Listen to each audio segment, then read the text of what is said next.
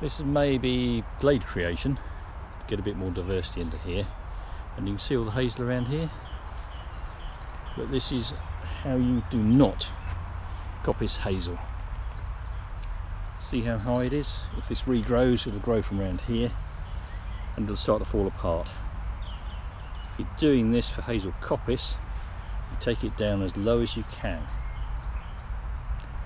See my videos about hazel stool recession and expansion. This one can't really expand if it's growing from around the tops of these stems.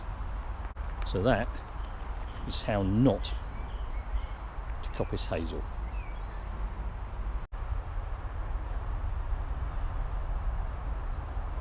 Okay, this hazel stool has been left high. We've actually seen this one before. I posted about this, and you can see it's been left 2 foot high, and you can see where most of the shoots are, just below the cut surfaces. So the end result, cutting high, is your stool doesn't spread over time, doesn't get bigger. Same works with a coppard or even a pollard, stays with the same trunk. But if you cut it low, then you keep cutting and keep cutting and keep cutting, and over the generations your stool gets bigger and bigger and eventually fragments, and you get lots of stools, and your spacing between your stools closes up.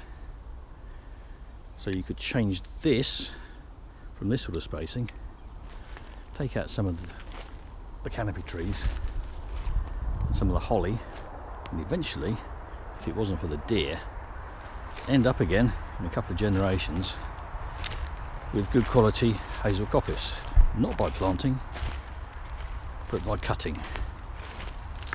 Cut hazel to get hazel. If you leave your coppice stools like this, then they tend to sprout from near the cut surfaces, then you get coppice on a low stick.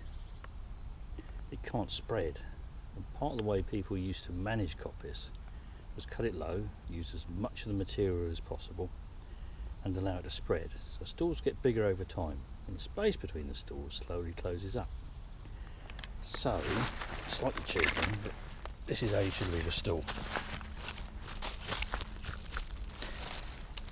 Like that, nice and low, cuts sloping outwards if at all possible. And that will sprout from the outside.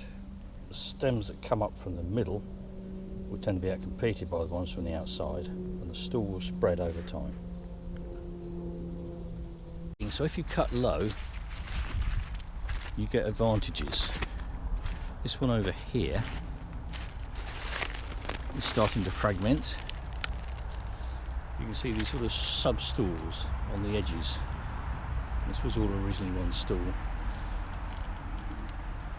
So the more you cut, the bigger your stools get and the more hazel you get. Nice low stool. And look, you can see here, it's dying out in the middle